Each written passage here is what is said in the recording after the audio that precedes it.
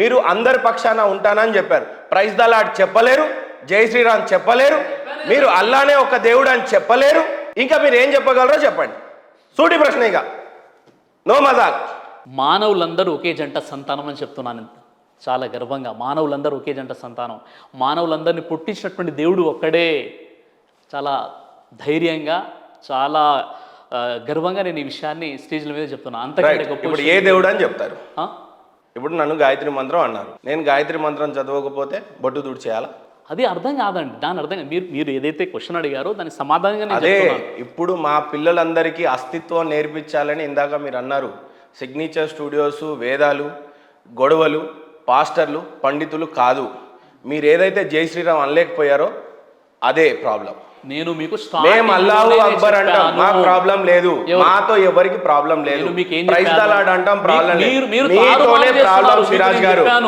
జై చంద్రబాబు, జై జగన్, జై శ్రీరామ్. జై శ్రీరామ్ అంటే తప్పేముందండి? జై శ్రీరామ్ మరి 3 సార్లు అదే అనండి.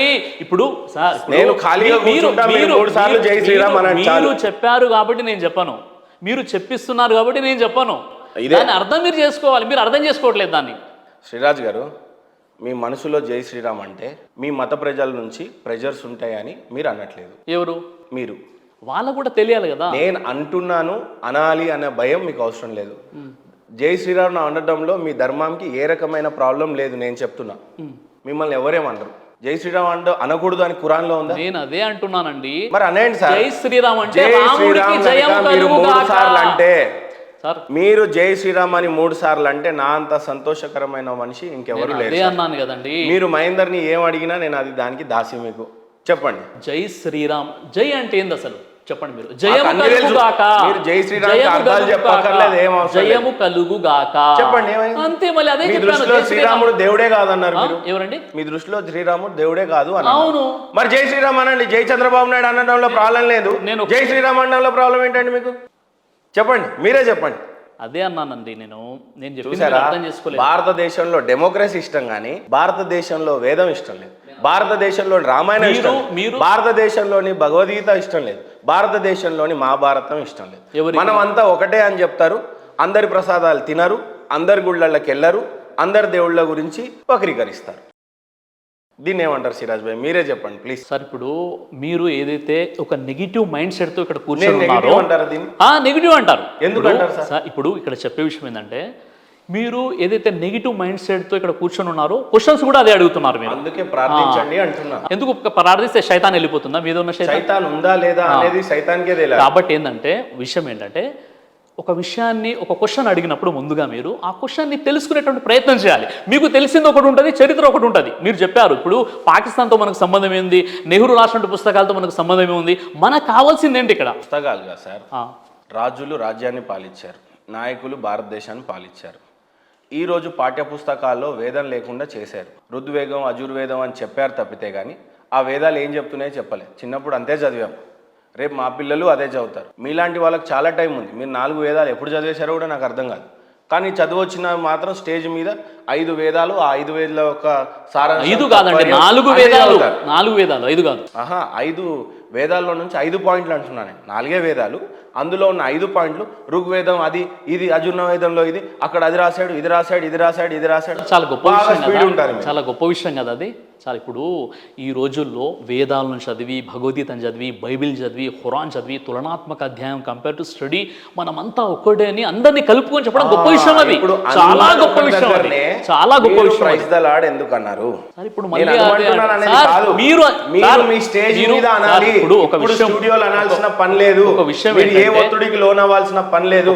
అదే స్టేజ్ మీద అల్లాహు అక్బర్ అనేయండి, ప్రైజ్ ద లార్డ్ అనేసేయండి, జై శ్రీరామ్ అనేసేయండి. అందరికీ దేవుడు వేదాలు ఒకటే చెప్తున్నాయి, ఒకటే దేవుడు అని వేదం బోధించింది అని చెప్పండి. బైబిల్లో కూడా ఒకటే దేవుడు అని చెప్పేయండి, అందరినీ కలిపేయండి. మీరు ఎందుకు ఓన్లీ ఇస్లాంనే సింబాలిక్ గా తీసుకొని చేయటం? సార్ మీరే చెప్తున్నాడు వేదాల్లో దేవుడు ఒక్కడని, ఒప్పుకుంటారా లేదా? ఇప్పుడు ఒక విషయం లేదు సార్, వేదాల్లో దేవుడు ఒక్కడే అని ఉందని రాస్తుందని మీరు చెప్పారా లేదా? అవునండి. ఇప్పుడు మరి ఒక వీడియో మీరు చేశారు, మళ్ళీ అవుననిటాన్ని మళ్ళీ ఆ వీడియోతో మనకేం పని సార్? ఇప్పుడు ఒక్క నిమిషం ఉన్నాను, ఇది చూడండి. మీ గురువు గారు అంటే మధ్యలో వచ్చిన మధ్యలో పోతుంది. అదేవిధంగా ఈ జాగా ఉంది, ఈ బిల్డింగ్ కట్టినటువంటి ప్లేస్ ఉంది, పర్మనెంట్ అది, ఇది పర్మనెంట్ కదండి. సనాతన ధర్మం జాగా ఉంటుంది, ఇవన్నీ కూడా బిల్డింగ్. ఎస్, అందుకే మీరు ఆ సనాతన ధర్మాన్ని పలికారు. ఇప్పుడు ఆయన గురుగారు చెప్పింది ఇంట్లో వంట ఏం చేశారో మీరు చూసుకుంటే చాలు కదా భోజనం చేయడానికి. పక్కింట్లో ఏం వండుకుంటున్నారో మీకెందుకు? ఎందుకు అది కరెక్టే కదా, ప్రయత్నం చేస్తున్నారు? మీలాగా ఈ దేవుడు దగ్గరికి రమ్మంటున్నారు. హెచ్చరికో లేకపోతే రిక్వెస్ట్ ఏమైనా సరే, మీ మతం గురించి మీ మతస్థులకి మీ మత గ్రంథాల్లో ఉన్నటువంటి విషయాలు మీరు చెప్పుకుంటే ఎవరికి అభ్యంతరం లేదు, ఉండనక్కర్లేదు. ఎవరికి తోచింది వాళ్ళు రాస్తే ఏమాత్రము లాజిక్ లేకుండా మీరు రాసేసుకున్నటువంటి గ్రంథాలు మీరు చదువుకోండి చక్కగా. ఆదివారాలు లాజిక్ లేకుండా బైబిల్ చేసుకోండి, నాకేమీ ఇబ్బంది లేదు దాంతో. ఇతర మతాల్లో మనం చూస్తే ఏ విధంగా బట్ట కట్టుకోవాలో చెప్పారని నేను అనుకో. బైబిల్లో కానీ బట్టలు ఎలా కట్టుకోవాలి అని మనకు కనిపించదు. అంటే సనాతన ధర్మం నుండి బౌద్ధం వచ్చింది, బౌద్ధం నుండి క్రైస్తవం వచ్చింది, క్రైస్తవం నుండి ఇస్లాం వచ్చింది. ఇది నా యొక్క థియరీ. ఈ విధమైనటువంటి ఇన్సెక్యూర్ ఫీలింగ్తో బాధపడేటటువంటి మతాలు, ఇన్సెక్యూర్ ఫీలింగ్తో బాధపడేటటువంటి దేవుడు, నన్ను తప్పను ఎవరిని పూజించకూడదు, ఎన్నిసార్లు ఉంటుందో తెలియదు వీళ్ళ గ్రంథాల్లో, నన్నే పూజించాలి. వీళ్ళు పూజించకపోతే అట అవిశ్వాసం. అదేగా సార్ మరి బాధ, మీరు ఏం చెప్పదలుచుకున్నారు నాకు చెప్పండి. ఈ విధంగా కూడా వీళ్ళ దేవుడే ఈర్ష్యతోనూ అసూయతోనూ రగిలిపోతుంది. వీళ్ళకి బైబిల్లో మొట్టమొదటి వాక్యం 2 వాక్యం, అందులో 6-7 పదాలు ఉంటాయి. ఇది సరిగ్గా తర్జుమా చేయడం చేత కాలేదు. అక్కడ హెవెన్ అండ్ ఎర్త్ అని ఉంది ఇంగ్లీష్లో, అంటే స్వర్గము మరియు భూమి. ఇక్కడ భూమి మరియు ఆకాశం అంటే వరుస క్రమం కూడా మార్చేశారు. ఇదేమి పవిత్ర గ్రంథం అంటే, సిద్ధంగా ఉన్నటువంటి అన్నాన్ని మీరు ఎడంకాలతో తన్నేసి ఉష్టెత్తుకుని మీరు భోజనం చేస్తే ఎంత దౌర్భాగ్యమో. హిందూ ధర్మంలో పుట్టి హిందుత్వాన్ని వదిలేసి మీరు వేరే మతంకి వెళితే మీ స్థితి కూడా అంతే. సిద్ధాన్నాన్ని అంటే అరిటాకులో వడ్డించినటువంటి అన్నాన్ని మీరు ఎడంకాలతో తన్నేసుకుని వీధి వీధినా తిరిగి భిక్షాటన చేసుకుని జీవిస్తాను అని మీరు తీర్మానం చేసుకున్నట్టే లెక్క. నువ్వు ఎంత దేవుణ్ణి నమ్మినా, నువ్వు దేవుడికి రోజుకి 5 సార్లు ప్రార్థన చేసినా, ఆదివారాలు ఉదయం నుండి రాత్రి వరకు నువ్వు ప్రార్థన చేసినా, నీ తల్లిని తండ్రిని నువ్వు గౌరవించవు, పూజించవు. తల్లిదండ్రుల కంటే కూడా దేవుడే ఎక్కువ అని చెప్పేటటువంటిది ఏదైనా ఒక మతం ఉంటే అది దాన్ని మనం యాక్సెప్ట్ చేయడానికి పితృదేవో భవ. ఇట్లా మీరు ఏదైతే చెప్పారో ఇంకా చాలా ఉందండి, ఒక 10 minutes ఉంది అది.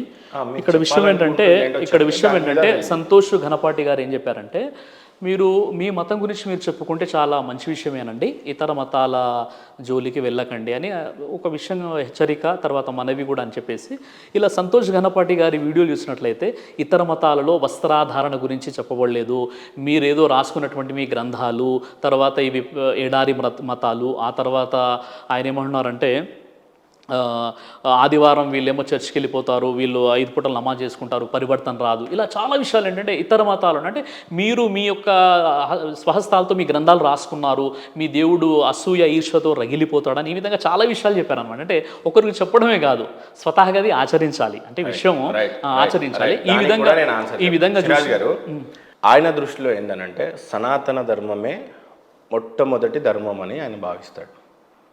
ఆయనే కాదు, మీరు కూడా భావిస్తానని ఇందాక చెప్పారు. సనాతన ధర్మమే ఫస్ట్ అండ్ లాస్ట్, మధ్యలో వచ్చేవన్నీ కూడా వస్తాయి పోతుంటాయి. ఉదాహరణకి చాలా మతాలు వచ్చాయి, చాలా మతాలు వెళ్ళిపోయినాయి. ఈరోజు జుడాయిజం ఉందా అండి? భారతదేశంలో బుద్ధిజం ఉందా అండి? మీరు చెప్పాలి. రేపు యూపీలో ఒక నాయకుడు ఇక్కడ మత ప్రచారం బ్యాన్ అని అన్నాడు, అక్కడ మత ప్రచారం జరుగుతుందా అండి? కానీ టీవీల త్రూ యూట్యూబ్ల త్రూ జరుగుతుంది అని మళ్ళీ ఇలా క్లెయిమ్ చేస్తున్నారు. రేపు భారతదేశ రాజ్యాంగంలో ఈ ఖురాన్, బైబుల్ బయట నుంచి వచ్చాయి, మాకు ఓన్లీ సనాతన ధర్మమే మా యొక్క ప్రాధాన్యత. మీరు అప్పుడు ఏ రకంగా మతం బోధిస్తారు? అప్పుడు ఏ రకంగా అల్లాని పరిచయం చేస్తారు? అప్పుడు మీ దగ్గర ఉన్నటువంటి మాటలేంటి, పనితనం ఏంటి? మరి ఎందుకంటే ఈరోజు నేను పాకిస్తాన్కి పోయి ఏ ఒక్కరు కూడా గీతని బోధించాలని మాత్రం ఏ ఒక్కరు అనుకోలేదు ఇంతవరకు. స్ట్రగ్లింగ్ ఫర్ ద ఎగ్జిస్టింగ్గా ఉన్నటువంటి మతాలు కష్టపడుతున్నాయి, నా దేవుడు గొప్ప, నా దేవుడు గొప్ప అని పెద్ద పెద్ద సభలు పెట్టుకొని చెప్పుకుంటున్నాయి, చందాలు వేసుకుంటున్నాయి, డబ్బులు గ్యాదర్ చేసుకుంటుంది, ఫండింగ్ రేస్ చేస్తుంది. ఫండింగ్ ప్రక్రియలో నిజ దేవుడు ఎవరో అబద్ధపు దేవుడు ఎవరో చెప్పే క్రమంలో చాలా బిజీగా ఉన్నాయి.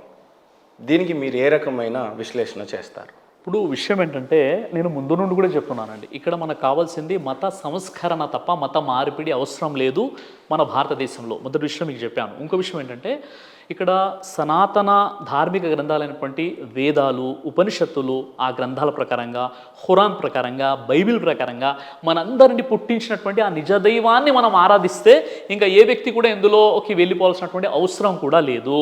మీరు ఏదైతే ఇప్పుడు చెప్పారో ఇతర దేశాలకు సంబంధించి, ఇప్పుడు కృష్ణ ధర్మ పరిరక్షణ సమితి, ఇప్పుడు ఇస్కాన్ వాళ్ళు ఉన్నారు, ప్రపంచ దేశాల్లో భగవద్గీతను పరిచయం చేస్తున్నారు.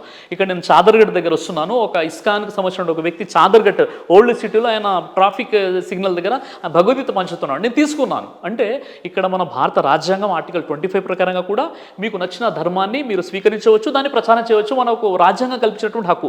నేను చెప్పే విషయం ఏంటంటే, మీ అందరికీ నేను ఇచ్చేటువంటి సందేశం ఏంటంటే, ఇక్కడ వేదాల ప్రకారంగా, ఖురాన్ ప్రకారంగా, అన్ని ధార్మిక గ్రంథాల ప్రకారంగా ఉన్నది ఒకే ఒక్క దేవుడు. ఆ ఒక్క దైవాన్ని మనం నమ్ముకుందాం, ఆ ఒక్క దైవాన్ని మనం ఆరాధిద్దాం. ఎలాంటి గొడవలు, ఎలాంటి అభ్యంతరాలు ఎవరికి ఉండవు. ఆ విషయాన్ని నేను అప్పటి నుండి చెప్తున్నాను. ఇప్పుడు మీ వేషధారణ కరెక్ట్గా ముస్లింని సూచిస్తుంది, నా వేషధారణ కరెక్ట్గా హిందూని సూచిస్తుంది. సార్ నేను మాటికి చెప్తున్నాను, వేషధారణ అనేది ఇప్పుడు మనము సంతోష్ ఘనపాటి గారిని తీసుకున్నట్లయితే ఆయనకు ఒక పిలక ఉంటుంది. దాని అర్థం ఏంటి? మొత్తం హిందువులు పిలక పెట్టుకోవాలని కాదు, అందులో ఒక స్థానంలో ఆయన ఉన్నాడు, పొజిషన్లో. ఒక విషయం చెప్తున్నాను, గడ్డం ఉంది. గడ్డం ఏంటంటే మన ఋషులు, మన మహర్షులు, ప్రవక్తలు ఉన్నారు, వారి యొక్క సాంప్రదాయం అది.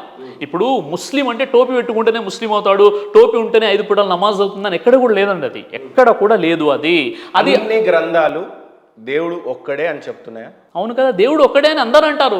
మళ్ళీ అడుగుతున్నా, అన్ని గ్రంథాలు దేవుడు ఒక్కటే అని చెప్తున్నాయా? చెప్తున్నాయి. మళ్ళీ ఇంకోసారి అడుగుతున్నా సార్, మంచిగా ఆలోచించి చెప్పండి. అన్ని గ్రంథాలు దేవుడు ఒక్కడే అని చెప్తున్నాయా? అవును.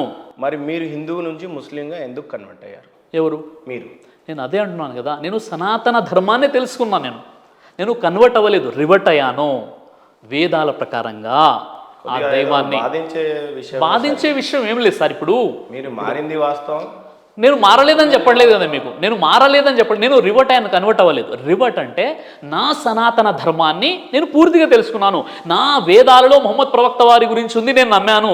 నా వేదాలలో దేవుడు ఒక్కడేను ఉంది, పుట్టుక మరణము లేనివాడని ఉంది, నేను ఆ విషయాన్ని నమ్మాను. కాబట్టి నేను చాలా గర్వంగా ఉన్నాను, నేను చాలా ప్రౌడ్గా నేను ఫీల్ అవుతున్నాను ఈ విషయం. వేదాన్ని అనుసరించలేదు, ఖురాన్ని మాత్రం అనుసరిస్తారు. సరే, ఇప్పుడు మీరు అనుకుంటున్నారు, ఇప్పుడు మీరు ఏమంటున్నారు అంటే, ఇప్పుడు ఖురాను అనే గ్రంథం ఎక్కడో అది అరబు దేశానికి సంబంధించింది అంటున్నారు. లేదు, మేము అన్నట్లు. మీరు అలా అనుకున్నప్పుడు మళ్ళీ ఖురాన్ మీద ఎందుకు మీకు అంత అసూయ?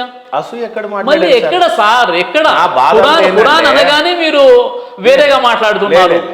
మీరు అన్ని మతాలలో చెప్పిన దేవుడు ఒక్కడే అంటున్నారు, కానీ మళ్ళీ మీరు ఖురాన్ సైడ్ వెళ్తున్నారు. అన్ని ఒకటన్నప్పుడు వేదాల సైడ్ ఎందుకు లేరు అనేది నా క్వశ్చన్. అవును, ఇప్పుడు వేదాల సైడ్ ఉన్నాను కాబట్టి వేదాల్ని ప్రచారం చేస్తున్నాను, వేదాల్ని చదవమంటున్నాను, భగవద్గీతను చదవమంటున్నాను. ప్రతి హిందూ కూడా భగవద్గీత, ప్రతి హిందూ ఇంట్లో భగవద్గీత ఉండాలని కోరుకుంటున్నాను నేను. మరి మీరెందుకు ఖురాన్ చదువుతున్నారు? నేను కేవలం ఖురానే కాదు కదండి, అన్ని గ్రంథాలు ఉన్నాయి నా దగ్గర పెద్ద లైబ్రరీ ఉంది. అదే అన్ని బాగానే చెప్తున్నారు, కానీ మళ్ళీ లాస్ట్కి వచ్చి హిందూ ధర్మాన్ని కూడా మీరు పాటిస్తున్నాను అంటున్నారు, కానీ జై శ్రీరామ్ అనడానికి సంకోచిస్తున్నారు అనేది అందరికి అర్థమైంది. మీకు క్లియర్గా చెప్పాను, మీకు క్లియర్గా ముందు మనం జై శ్రీరామ్ వచ్చి మనం మాట్లాడుకున్నాం. మీరు ఏంటంటే ఇప్పుడు మీరు మీ యాంగిల్లో వచ్చేసి నన్ను మాట్లాడమంటే నేను మాట్లాడలేదు. మీ ఇంటెన్షన్ చాలా క్లియర్గా అర్థమవుతుంది చూసే వాళ్ళకి. మీరు జై శ్రీరామ్ అనడానికి ఏ రకంగా సయోధ్యగా లేరు, అదేదో పాపంగా భావించారు. నేను కాదు సార్, ఒక విషయం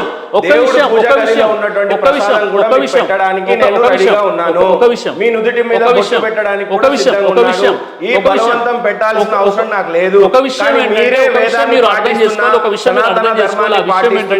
సనాతన ధర్మాన్ని నేను ఖచ్చితంగా నేను పాటిస్తున్నాను. ప్రసాదం టు యూ. మీరు తినరు, నేను బొట్టు పెడతా, మీరు పెట్టుకోరు, ఇంకెందుకు సరే. నేను ఒక విషయం ఏంటంటే, ఇప్పుడు బొట్టు పెట్టుకోవడం వల్ల, ఇప్పుడు మీ బొట్టు నేను పెట్టుకొని నా తల్లో ఉన్న టోపీ మీకు పెట్టడం వల్ల ఇది హిందూ ముస్లిం భాయ్ కాదు. ఇది ఏందో తెలుసా, ధర్మాన్ని సరిగ్గా అర్థం చేసుకొని పాటిస్తే. సోదరులందరికీ వినప్తి ఏంటంటే, నేను ఏదో డిబేట్ గెలవాలనో, ఏదో అరవాలనో, ఏ బాధరో, ఏ వ్యూసో పొందాలనో సిరాజ్ గారికి అయితే క్లియర్గా తెలుసు. ఏ దాని గురించి కాదు, సనాతన ధర్మం మీరు పాటిస్తా అన్నారు, అందరిలాగా నేను సనాతన ప్రసాదం ధర్మాన్నే పెడతా, పాటిస్తున్నానండి. బొట్టు పెడతా. సనాతన సార్, ధర్మాన్నే మీ పాటిస్తున్నాను. టోపీ తీసి నా నెత్తి మీద పెట్టుకుంటా. ఈ సనాతన స్టంట్స్ ధర్మాన్నే నాకు నేను పాటిస్తున్నాను. కానీ ఈ వేదాల మనుషులు- ప్రకారంగా దేవుడు ఒక్కడనే నమ్మాను. వేదాల ప్రకారంగా దేవుడు పుట్టడు, మరణించడు, కనిపించడు అని నమ్మాను. వేదాల ప్రకారంగా, పురాణాల ప్రకారంగా మొహమ్మద్ ప్రవక్త వస్తారని ఉంది, మొహమ్మద్ ప్రవక్త అని నమ్మాను. కాబట్టి ఇక నాకు కన్వర్ట్ అయ్యాల్సిన అవసరం లేదు, నేను రివర్ట్ అయ్యాను. రైట్. వేదాల ప్రకారంగా ప్రసాదం తినకపోతే సార్, మహాపాపం అని ఉంది. చూడండి, అరిష్టం అని ఉంది. మీరు దేవుని దగ్గర పెట్టింది తింటాను, విగ్రహాల దగ్గర పెట్టింది తినను. చెప్తాను దానికి సంబంధించి. భగవద్గీత 9వ అధ్యాయం 27వ శ్లోకం ఉంటే తీయండి మీరు. ఓ అర్జున, నువ్వు ఏమి చేసినాను, హోమం నడిచినాను, నీవు నాకు ముందుగా అర్పింపుము. మను ధర్మశాస్త్రంలో కూడా చాలా స్పష్టంగా ఉంది. నాకు వినండి అర్పింపు వినండి సార్, అనేది మీరు అర్థం క్వశ్చన్ లేదు. అడిగినప్పుడు వినాలి. మీరు క్వశ్చన్ చాలా అప్పినప్పుడు పండితులు వినాలి. చాలా మీరు clear క్వశ్చన్ గా అడిగినప్పుడు చెప్పారు. విననప్పుడు ఎందుకు అడుగుతున్నారు? Right, చెప్పండి. మీకు చెప్పే విషయం ఏంటంటే, మను ధర్మశాస్త్రంలో వేద ప్రోక్షణము చేయక ఊరకే చంపబడినటువంటి పశు మాంసాన్ని మీరు తినకూడదు. అంటే ఇక్కడ దేవునికి ముందు సమర్పించండి. దేవుని దగ్గర పెట్టింది నేను తింటా అండి. మీరు ఎక్కడో ఒక చెట్టు దగ్గర లేదా బాబా దగ్గర లేదా విగ్రహం దగ్గర లేదా దర్గా దగ్గర పెట్టిన తిన. దర్గా దగ్గర ప్రసాదాలు కూడా నేను తినను. దేవుని దగ్గర, మిమ్మల్ని నేను పుట్టించిన దేవుడు ఉన్నాడు కదా, ఆ దేవుని మీ పేరు మీద ఇవ్వండి, నేను తింటాను. రైట్. మసీద్కి వెళ్ళి ఎందుకు ప్రార్థనలు చేస్తున్నారు? మస్జిద్కి వెళ్ళి ఎందుకు ప్రార్థన చేస్తారంటే, అక్కడ దేవుడు ఇక్కడ ఎక్కడ అక్కడ దేవుడు సార్ మస్జిద్ కాదు, ఇక్కడ ఇప్పుడు నమాజ్ టైం అయిపోయింది, ఇక్కడ నేను నమాజ్ చదువుకుంటాను. రైట్. నేను బండ్లో ఉన్నప్పుడు నాకు ఒకవేళ నమాజ్ చదివేటటువంటి ప్లేస్ లేనప్పుడు నేను కారులో నమాజ్ చదువుకుంటాను. 365 రోజులు ఇస్లాం సోదరుల ఇంట్లో అంతా పెట్రోల్, డీజిల్ అన్నీ సేవ్ అయ్యాయి. ఇక్కడే ప్రార్థన చేసుకుంటే మీ ఇళ్లలో చేసుకునేవాళ్ళు. దానికి మసీద్ ఎందుకు? దానిపైన మైక్ ఏంటంటే ఇంత లాజిక్ ఎందుకు మాట్లాడతారు? ఇప్పుడు లాజిక్ కాదు, ఇప్పుడు ముందు లాజిక్ మాట్లాడేటప్పుడు లాజిక్ ఏంటో తెలిసి ఉండాలి. నేను చెప్పే విషయం ఏంటంటే, దేవుడు ఒక ధర్మాన్ని ఇచ్చేసి, దేవుడి దగ్గర ప్రసాదం అంటే అర్థం దేవుడు ధర్మాన్ని ఈ విధంగా పాటించండి అని చెప్పుకున్నప్పుడు అక్కడ మహేందర్ లేదా బ్రదర్ సిరాజ్ యొక్క వాల్యూ ఏం లేదు. అక్కడ హోమానికి అర్థం దేవుడు చాలా ఉంది చెప్పిన సార్. విధంగా దేవుడు చెప్పిన. ఇప్పుడు మసీదుకి ఎందుకు వెళ్తారంటే, మసీదుకు వెళ్ళడం వల్ల వాళ్ళందరూ కలిసి సమయానికి, ఇంట్లో ఏంటంటే ఏ టైం అంటే ఆ టైం, అలా కాదు, మసీద్కి వెళ్ళడం వల్ల అందరూ ఒక వరుసలో నిలబడి నమాజ్ అవుతారు. అక్కడ ధనవంతుడు అంటే కేవలం పురుషులు అని చెప్పేయండి. స్త్రీలు వెళ్ళే మసీదు కూడా ఉంది. స్త్రీలు కూడా శుక్రవారం. ఎవరు చెప్పారు మీకు? మీరు బుర్కాలు ప్రవక్త వారు చెప్పారు. వినండి సార్, వినండి. ప్రవక్త వారు చెప్పారు మీ స్త్రీలు గనక మసీదుకు వెళ్తారంటే వాళ్ళని మీరు వదిలిపెట్టండి.